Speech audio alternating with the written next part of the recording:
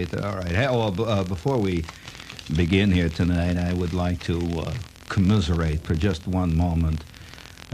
I want to extend the hand of friendship and at the same time the hand of sympathy to the Soviet Union. I mean, not that they care, but this incidentally has an old, long, well-established broadcast tradition. Broadcasters and television and radio people, the egos of these people know no bounds.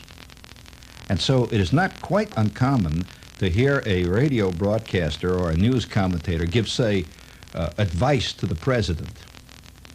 And it's unassailable. So I, since I'm in the media, I have every right to extend the hand of commiseration to the Soviet Union, after all. I'm one of the chosen. Well, let's face it. There's only two kinds of people in this world. There's Studio Land, and then there's Audienceville. And there the twain shall meet. Operate on two separate planes, right, gang? Absolutely. Well, I have no evidence right here in front of me, no evidence to prove that Walter Cronkite ever waited in a gas line. You think he did? Well, just a question. I mean, this is rhetorical completely. Does Johnny Carson wait in line for his cleaning? Does Johnny Carson have cleaning? It's a good question there. Because when you're working in a different plane, when you're speaking of the gods, one must not use the same terms that one uses to describe the plebes or the plebeians. You don't think for 1 minute that Nero wore the same kind of toga, let's say, that the average guy walking around the streets wore. Oh, are you kidding? Why, even his fiddle was a different kind of fiddle. I mean, it was a fiddle that had been handed down from Parnassus. You know where Parnassus is? You don't. Well, you've come to the right man here. My fingertip is upon every... I play upon the emotion of the multitude. I play upon them with the fingers of a master playing upon a vast organ. 1,000 million pipes. Oh, isn't that great? I love that. However, tonight I'm going to commiserate with the Soviet Union, and if you'll just hold on a minute, Fred, since you're a technical man, you may be interested. I'm talking to my friend Fred Feldman, Fearless Fred. That's not true. It is not true. Fred is not fearless, and as a matter of fact, any pilot is not fearless. I have never known a fearless pilot. In fact, the only fearless pilots possibly are ones, yeah, that's right, that's correct, like that. Anytime you meet a guy who says, I ain't afraid when I'm sitting in that cockpit, you have met a guy who has, what we say in our business, bought the farm. That is the direction in which fearless pilots always go. And I don't want to go into that. We're not going to go into, stall speeds and all that kind of stuff. Do we, Fred? I remember one time going up, well, I don't want to go into that, but I remember one time going up with a guy in an airplane, and he says to me, gee, I wonder how this thing stalls. And I says, better not. And he says, well, I wonder. And I says, well, I know how this one stalls. And he says, how does it go? I says, well, it's got an abrupt stall. Abrupt and unpredictable. And he says, let's try it. I says, no. He says, let's try it. And the next thing I know, our left wing is down. That thing is going like a mixmaster. And we got some excitement. And just luckily, I had a little experience in spin stall recovery. And that's what continued to show here. All right, Fred. I don't want to go into that. However, I would like to salute the Soviet Union because the Soviet Union now has entered the 20th century in a most interesting manner. Will anybody, this is the title of the piece here, it's a UPI piece, it says, will the National Sanatorium Company please step forward? The National, does anybody know anything about the National Sanatorium Company? Well, the Soviet Union bought a machine from that otherwise unidentified company in the United States, but now they can't figure out what the hell it's supposed to do. They've got the machine, and they don't know what what it does. The newspaper Literarная Gazeta said yesterday, this Literary Gazette said yesterday, the machine has now seen service in 3 Moscow fruit and vegetable stores. They figured it had something to do with fruits and vegetables, but it didn't work. It doesn't do what they thought it was supposed to do. They thought it was designed for cooling fruit. It did not do this. They thought maybe it was for squeezing oranges. It did not squeeze oranges, although it did snap rather viciously at two of the local commissars when they turned it on. And perhaps they suspect it might be for mixing cocktails. Oh, well, we know better than that, don't we, gang? Nobody mixes a cocktail in this country in a machine called the National Sanatorium Model 3. But nevertheless, that's Russia, see? So now here they are. They've got this baby. And incidentally, this company is not listed in Standard & Poor's Register of Corporations. Now, who was the commissar who put through that order? I think that's what they should investigate. It was bought in the United States by hard currency, that they know. And this machine so far, and we quote the Literary Gazette of Moscow, it has not yet earned a kopeck. This machine, it's just sitting there, and now they keep oiling it, and they keep coming around, and once in a while they check the fuses, but that big old thing is just sitting out. Now, see, I like to hear that the Russian bureaucracy has so much in common with ours. There are many points where we have agreement. Now, if you now wait a minute. Now you're going to say, "Oh, come on, that's ridiculous." Well, now you're talking to a guy who spent 4 years in the Signal Corps. Now, I have had certain experiences in that organization which I will never forget. For example, I was in the company, for want of argument's sake, we'll call it Company K, right? Of the 3162nd Signal Air Warning Company, right? There's no such company, it never was, but I was sitting down there one day and in the barracks one afternoon, and in comes the guy from the supply room, a buddy of mine, see, named Elkins. And he comes in there and he says, "Who the hell ordered this?" I said, "What do you got, Elkins?" He said, "Well, look at this. What the hell is this?" And he hands me this flimsy, a very thin piece of paper with about 5,000 numbers all over it. And there was this thing. And, all government pieces of machinery never describe the machinery. They say they have an order number. It's like a U.S. Signal Corps, USC, something like that. USC Special Order Number 16904-6SJ7GT/90ANG/AB/modified. It doesn't say can opener. It has this big thing, see. And I said, "Well, gee, I don't know what that is exactly." I said, "Why don't you ask Gasser?" He says, "Gasser? I just asked Gasser." He said, "Ask you." I said, "Well, why come to me? Me, a T5. I says, "I am a T5. I'm a technician 5th grade. I have trouble ordering number 2 Ticonderoga pencils whenever I need one. I have to go to the captain to get an actual order that it's okay for me to go to the train. I got to go in there. I have no power here." He says, "What do you mean? There's a signature on there that says JS." I said, "But JS, that could be Jonathan Smith." He says, "We ain't got no Jonathan Smith." I said, "But wait a minute now. There must be other guys in this company that named JS." He said, "You're the only guy that has JS." I said, "I did not order that, mother." He said, "Well, come on down to the supply room. We got to talk this over." I said, "Well, what are you so bugged about? It's probably, why?" He said, "When do you see it?" Well, we went down to the supply room, and there was a thing in a crate. There was, I'd say, 1.5 times the size of this studio. More than that, it came with 2 other crates marked spare parts.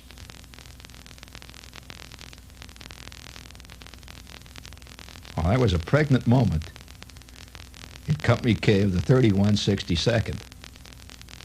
And Elkins, who was the supply sergeant, who had to sign all this stuff, and all this stuff was delivered to him, he's sitting there next to the crate now, and I hate to see grown men, especially when they're supply sergeants, actually cry. Well, Elkins sat there, and he says, what am I going to tell Lieutenant Cherry? I says, "Well, I don't know what the hell you're going to tell Lieutenant Cherry. Don't tell him I ordered it. I did not order it. I do not order things around here. I get ordered. That's different than say I order. You know the difference? There are those who order. There are those who are ordered. I am ordered. I never order things. Well, it says JS. I don't give a damn. It says, JC. I don't care. I didn't order it. Well, that was the beginning of one of the that was the Watergate of Company K. Every company you're involved in, everybody I've known has been in some kind of Watergate. Well, that night, after chow, the whistles blew, and the entire company was called into the company street. There were guys that were called out of their bunks who had not been out of their bunks in over 3 months. Were now out of their bunks. In every Army company, as you know, you've been in the armed services enough to know, Brother Feldman, that in every company there are mysterious guys who spend a lot of time in their bunks. You ever seen those guys? You haven't? That's what comes of being a ranking officer. You don't see those things. But when you hang around the barracks a lot, you begin to see a lot of things that Lieutenant Cherry was never aware of. For example, there was one guy that down at the end of the barracks that we never knew who he was. This guy was in his bunk all the time, never even got up for meals. We never knew where the hell he ate. He was always in his bunk. And he would mysteriously disappear whenever there was going to be an inspection. He would be gone. His bunk is nice and clean. He's gone. He was in formation, if you can imagine how serious it was. So Lieutenant Cherry is out there with his clipboard, and he's got Kowalski with him, the first sergeant. We actually had a First Sergeant Kowalski. I think a lot of guys have stolen that name from me. But I knew Kowalski, and I'll tell you even where he was from. He was from Scranton. And, Kowalski looked like a fire plug with feet, And he had the most sharp, man, I'll tell you, he had his fatigues were so sharp you could have cut yourself just running your hand down his arm. Those fatigues were so beautifully pressed. A guy that presses his fatigues is a dangerous man. And this guy not only pressed them, he starched them. Starched fatigues. And anyway, Kowalski's walking out there, and he's got these green Air Corps sunglasses on. He had his hat pulled down, And you could see there's trouble. You could tell trouble in our company by the way the first sergeant wore his hat. You could tell. When it's pulled down real low, and you could just see the eyebrows under the edge of that cap. The overseas cap, sharp, man, Signal Corps braid gleaming in the sun. You knew that something was happening. And Kowalski says, all right, you guys, I want all of you to stand at attention. I don't want no talk. Lieutenant Cherry's here, and he wants to say something to the entire company. All right, at ease. I said at ease. Now, at ease means anything but at ease. This is a typical Army phrase. It does not mean you are at ease. That means shut up. Would you say that's what it means, Fred? So we shut up. There was a dead silence, and all you could hear in the distance was the sound of our generator, our 20 kilovolt generator grinding away. Our radar set never stopped, hell or high water. Sometimes that thing ran when nobody was running it. It just kept going.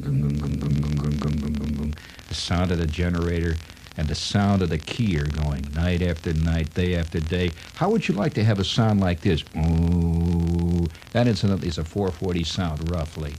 Ooh. How'd you like to hear that for, say, 3 years? 24 hours a day, huh? Does something to your head, right?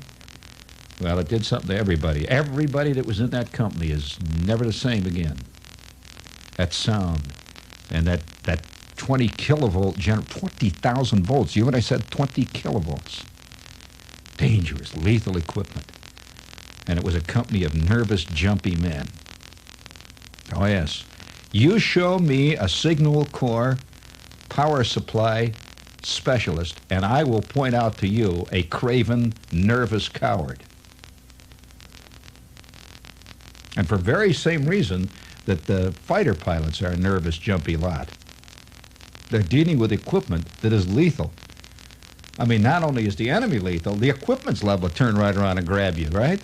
I mean, so when you're messing around changing the fuses on a 20 kilovolt generator, you move softly. You move we had a PFC one day that got a couple of beers under his belt and went in to check the relays on that thing, and just a pling like that, ionized. They didn't find it. It was just a purple cloud drifting around the company area for about a month. That was the end of that PFC. I will protect the name because there may be relatives still listening and they wonder whatever happened to Stanley. But nevertheless, he was just floating around the company area. We tried to catch the cloud for about 3 or 4 weeks to give him a decent burial. But he was gone, buddy. G-O-N, gone. Well, now when you run into equipment like that, listen, just the antennas on this thing had so much RF in them. If you guys are interested in the technique of radar equipment, we had a 100 kilowatt ring oscillator transmitter in this thing. Now, when you have an antenna that has 100 kilowatts of RF on that baby, you could draw arcs out of the fillings of your teeth for maybe 40 or 50 feet, like that. And that, so the equipment was in itself very nervous-making. Well, here is Lieutenant Cherry walking around. Now, Lieutenant Cherry was from VMI. Now, anybody knows that there's several kinds of officers. There's the guy that went through OCS, who was an ex-T5. Now, you can talk to that guy. He's nervous. He's not accepted by the other officers, not really. Do you agree? Ultimately. Then there's, well, Fred does, he just shove it. See, you've never been in a line outfit, Fred. You've been in too many of those elegant Air Force and Air Corps outfits. Yeah, that's a different ball game. Oh, yeah, 19-year-old colonels and all that, It's very hard not to be an officer in the Air Force. But in the Signal Corps, I knew guys who've been in the Signal Corps 30 years, and they finally got their PFC stripe. And that was, the company had a party and the whole business, and they had a battalion formation with the presentation of the stripe. Oh, yes. I knew a guy that flew. I knew a guy that had a Jeep, a company Jeep driver that used to fly his pennant on it. He actually had a pennant. And what was his pennant? T4. He flew flags on the front. You could see he was a ranking officer in the Signal Corps. They were always, the TO is closed. Every time you moved into a new company, the first thing they said, forget it, there's no TO. The TO is closed. There will be no, I repeat, there will be no, for future appointments, there will be no promotions in this outfit unless death or disfigurement takes place. Well, you didn't want either one of those, right? So I knew guys that went from company to company to company for year after year, and nobody knew exactly how actual rank was attained. I mean, there were always guys that had it. So, yeah, they got there before you. There's always somebody before you. No way. Like in a bus, there's always some guy got there before you. So, nevertheless, on this particular day, it's a great day. Just it changed everything in Company K because we had an easygoing company up to that point. First of all, our equipment was primitive. Now, there's certain advantage in that. By primitive, I mean we were the only Signal Corps company whose radar set was surplus. They had got that from, I think they bought it down on Van Cortlandt Street, and there it was, and we had a surplus Jeep, we had surplus uniforms, old jackets and stuff. So nevertheless, here we had down there in the supply room, we had this gigantic crate. Well, Lieutenant Cherry is out there with the clipboard. Now, he was a very pale sort of person. He in spite of the fact that our company was in brilliant sun for every year of our existence, he managed to not get a suntan. He stayed in his tent at all times. And when he wasn't in his tent, he was down at the orderly room. He stayed inside at all times, and he sipped pineapple juice with what we suspected was something else in it. He was always sipping pineapple juice. And he never offered anybody any pineapple juice when you were called in there. He was sipping a pineapple juice. Well, we knew, we got pineapple juice down at the mess hall. But the kind of pineapple juice he had, for example, it smelled different than ours. You could smell it when you come in the tent. So Lieutenant Cherry had a look of sadness about his eyes.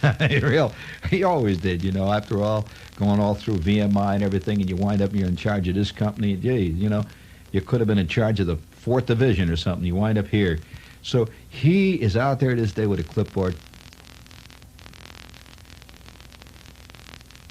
So I have before me a quartermaster order form. Someone in this company ordered something which is called U.S. Signal Corps Special Order 794-368-6SJ7G AL/ANG/modified/B2. Someone in this company ordered that piece of equipment. Now, Elkins down at the supply room says that he has no information as to who ordered it, nor how it was ordered, except that we have a fool's cap order to the fact that someone in this company did order such a piece of equipment. Now, that piece of equipment, according to the order form, weighs 2.3 tons. It has come with 2 crates of spare parts, which whoever ordered this piece of equipment thoughtfully ordered the spares with it. The piece of equipment is now in the supply room, taking up valuable space. And I'm going to get to the bottom of it. I'm going to find out who ordered this equipment. I'm going to ask no questions. I want somebody who ordered this piece of equipment to come forward after the formation, place an envelope on the bulletin board outside the orderly room with the information in that envelope as to what this equipment is used for and why our company needs it. There will be no retribution, but I'm going to get at the bottom of what the hell this thing is. You don't expect me, as the commanding officer, a first lieutenant in the U.S. Signal Corps, to get on the phone and to ring up the Quartermaster Central Supply Depot and ask them what this is that we ordered? Do you think I can ask them what it is? Can you imagine me on the phone saying, Captain, we have here an ANG6SJ7GT/modified Model B. Would you please tell us what it's for? What would they think of me at Quartermaster Headquarters? This would get back to the Theater Command? And I ain't going to do it. I'm going to tell you, I am not going to do that. I want to know what it is for. There will be no retribution for this action. I want to know what this equipment is for so we can put it to good use, and if we can't put it to good use, at least we can write an intelligent letter back to the quartermaster about it.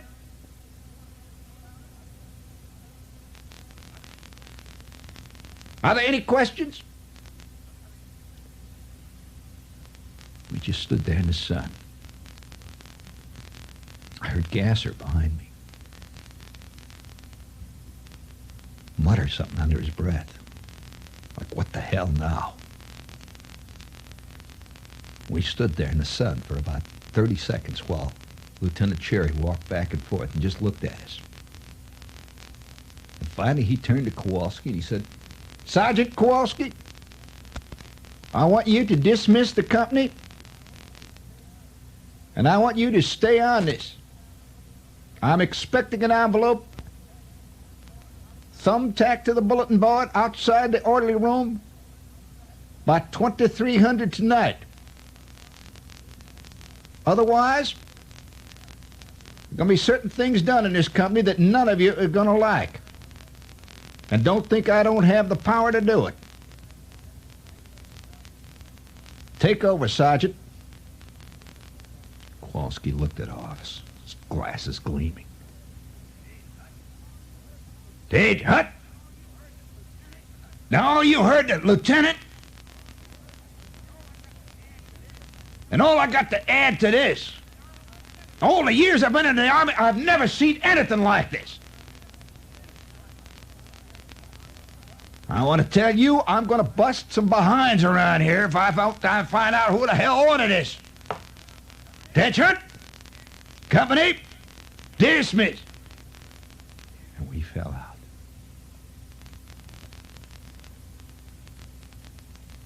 I drifted back to the barracks with Gasser. Of course, naturally, we had an underground We all assumed that we would find out who the hell did this right away. About 2100 that night, it was dark, nothing but the mosquitoes out there. The sound of that machine roaring. And there wasn't a single person in that entire company who had the slightest idea who the hell ordered it.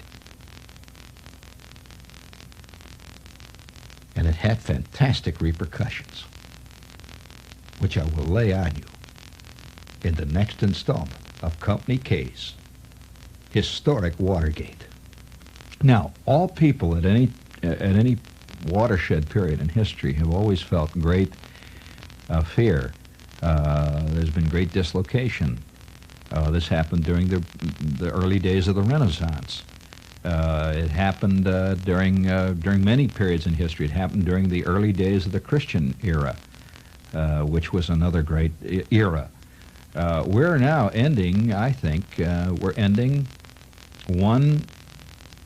I'm not so sure that it's a change as drastic as the Industrial Revolution, because that was a pretty drastic change.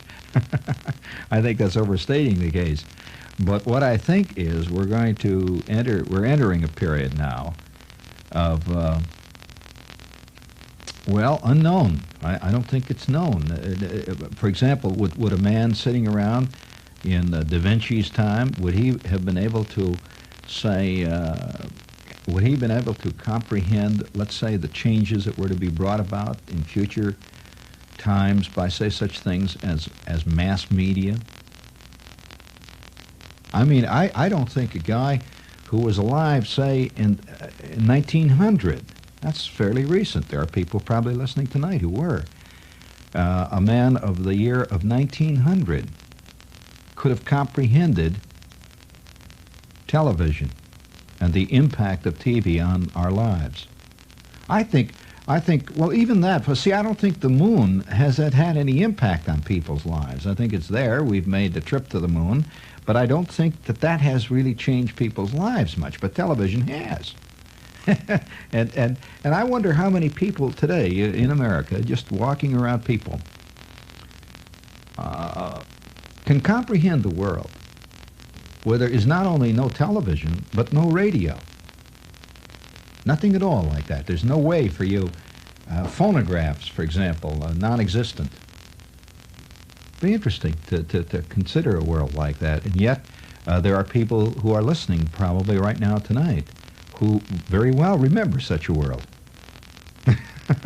I mean, you know, radio is comparatively recent. You know, let's face it, radio as a driving force in people's lives didn't become a driving force until somewhere around the middle 30s. Did you know that for the first 20 years of radio's existence, and this is a historical fact, don't come around and say, well, Shepard must have remembered it. I don't remember this. Of course not. But for the first 20 years of the existence of radio, comparatively few people owned a radio. It wasn't like the impact of television, which most of us remember when TV first came in. We were in comparatively affluent times when a lot of people went out immediately and bought a television set. But it took a long time for people to buy radios. Radio did not immediately happen. And so you'd have to say that the world that we all know, which is the world of radio, television, the world of instant communication of one kind or another, Telstar, satellites, and all the rest of the stuff, is a world that is comparatively, well, within the past 25 years, actually. That's only a short time, comparatively, historically speaking. It's been a great, fantastic change. And there's no question about it, but all of this has changed, too. This has changed the world. I wonder, Marshall McLuhan was saying this here a few years back, that, of course, McLuhan had a view that it was all for the good. He had this belief that instant communications was going to bring about nothing but peace and beauty and a world village and all that. Well, we've all seen that that was an idle dream, but it has really had a fantastic impact on the economics. For example, let's just take economics. Let's say let's just take let's say a rather homely example. Guys living in a small town, and we'll say, for argument's sake, the hills of West Virginia, right? And his family has lived for generations in this little cabin or a little home in the backwoods there. And they've been fairly content with their lives. They've lived their lives very satisfactorily. At least they thought they did. And one day, he goes into town, which he always did every week or two, to go in and get some more grits. And he'd drive into town or walk into town, and the first time that he went into this tavern, and that he always had gone into, this bar, to get a drink, they got this box up there. And he sees, he sees his first, let's say for argument's sake, he sees his first Behold commercial. He sees this fantastic house these people are living in this commercial. And they seem to be ordinary people. They're not, my God. He sees this, and it strikes him. He sees this first White Tornado commercial back in the early days of TV. And he sees a kitchen. This tornado comes flying into the kitchen. And their kitchen consists of a pump. You know, have you ever seen a kitchen that has a pump in it? You know, it's got a pump. It's got this little zinc sink that the pump goes into. And they got a two-holer out in the back, you know. And here he sees this, my God. And Luke and Rafe and all the boys are sitting around in this tavern there, and they're looking at this. Well, as they go home that night, their home looks different, subconsciously to them. And within a short time, they get the box. Now, the next thing you know, from the box goes the desire to have a sink that you don't have to pump up every time you want the water to come out of. And so the feeling of discontent that most people feel with their lives around the world, I think, is directly related to media. I'm not saying it's bad or good. I'm merely saying it happens to be. So a guy, a guy wants what he sees on television ultimately. And if he hasn't got it, he begins to resent those who do. And so what media has brought about, who knows what media hath wrought. And media did it comparatively in 7 days, to use a biblical analogy, comparatively. So when 7 days compared to the span of history, that's why I use the term comparatively. So then I think we're entering a new era, but I'm not so sure that the era is as dramatic a change as, let's say, the Industrial Revolution, which was a fantastic change. I mean, a really incredible fundamental change when people began to change from what could be called the solitary agrarian people into mass manufacturing people. It's a whole different ballgame. And that's been well documented, the English Industrial Revolution and so on. But I think that what we're feeling here, really, is not a change, a new era. I think we're in an evolution of the Industrial Revolution. In short, we're feeling the final, or the beginning effects, really, of the final end results of the Industrial Revolution. There's very few of us who are alive walking around who have enough sophistication to listen to what we've been doing the last half hour. Well, as those do. I mean, I don't think a lot of people are aware of changes in their life until somebody breaks a window, sets the house on fire. Then they know something's changing. But I think most of us are aware that there's fundamental changes coming about in life. And most of us are on the one hand, you can be excited about you're here. I mean, you're present during a great change in mankind's existence. But that change is always accompanied, great profound changes are always accompanied by great profound senses of unease and nervousness. The unknown is far more dangerous to most of us than the known, even if the known is King Kong. And so who knows, you know?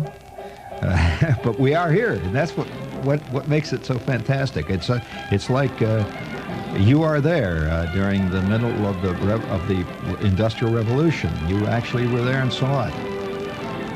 Can you imagine what it must have meant to a guy looking up from his plow, a field that's been plowed for 400 years by his ancestors. He looks up from his plow and he sees a thing going by on the horizon with smoke coming out of it, and there are no horses pulling it.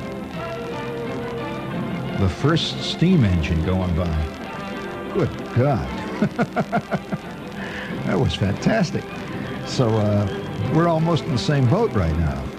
Almost, not quite.